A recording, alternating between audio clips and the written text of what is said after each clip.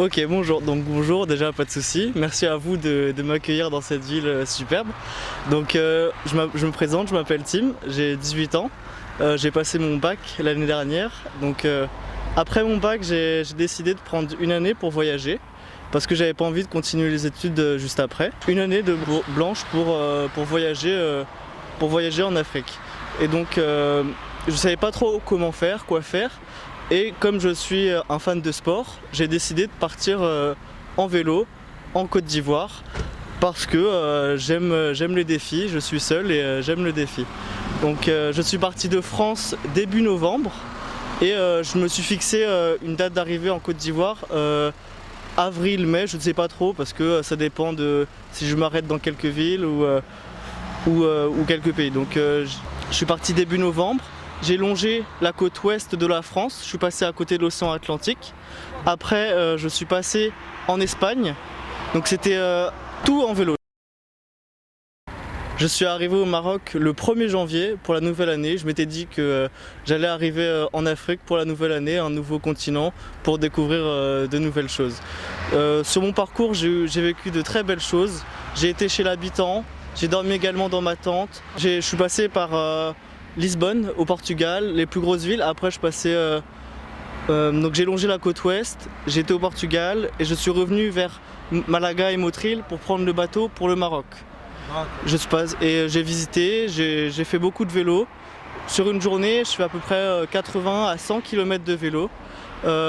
Et le soir, parfois je ne sais pas où je vais dormir, donc je trouve un endroit, je pose ma tente ou alors je vais chez l'habitant. Donc ce voyage m'a fait faire beaucoup de rencontres, c'est vraiment super, je découvre de nouveaux paysages, de nouvelles langues, j'ai le portugais, l'espagnol.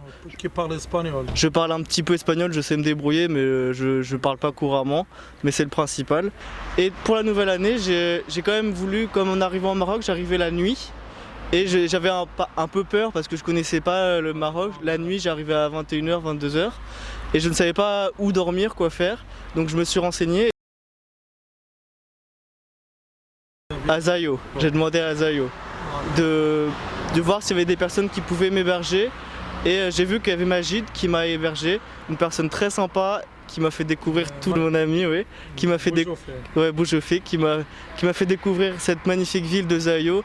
Les cafés, la culture, la langue, le couscous, la nourriture. C'est vraiment super, une ville superbe qui m'a fait visiter Oujda, Nador. Aujourd'hui, on a été dans les montagnes et on a été à la mer. C'est vraiment super, on a pris un super bon tagine. Avec ses amis, on s'est bien amusé, on a bien rigolé. Et aujourd'hui, ça fait 4 jours que Comme la ville est super accueillante, ça me donne aussi un peu envie de rester un peu plus pour découvrir encore. Donc je pense rester 2 ou 3 jours en plus pour découvrir parce que c'est vraiment une ville superbe.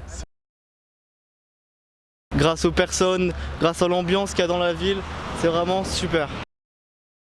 Je vais quitter Zayo, donc je ne sais pas, dans 2 ou 3 jours. J'ai décidé d'aller à Taorit et après de continuer ma route vers Fès et Rabat, Casablanca. Et à partir de là, je vais longer la côte et à passer par la Mauritanie, Sénégal et tous les pays jusqu'en Côte d'Ivoire, jusqu'à Abidjan.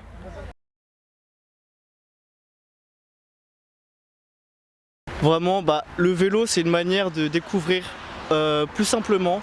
On n'avance pas très vite, on peut découvrir plus facilement la culture des pays. J'incite tout le monde à être en vélo, c'est un moyen de transport qui ne pollue pas, ça fait du bien, ça fait pas de bruit, on peut respirer l'air, on peut aller dans les montagnes, on peut faire ce qu'on veut, en fait on est libre.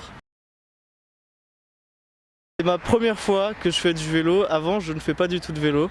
Mais je n'ai jamais fait de vélo et tout se passe bien. Il ne faut pas avoir peur de se lancer dans ce genre d'aventure. Il faut essayer et même si on échoue, c'est pas grave. On aura au moins essayé et au moins on pourra dire si c'est bien, c'est pas bien. Et c'est franchement, après il y a des personnes pour qui c'est bien et d'autres personnes qui n'ont pas aimé. Il y en a qui vont préférer faire ça en voiture, en moto. Chacun est différent et franchement, chaque personne a une manière de voyager et qui choisit sa manière, c'est la meilleure chose. Merci à vous et merci pour cet accueil.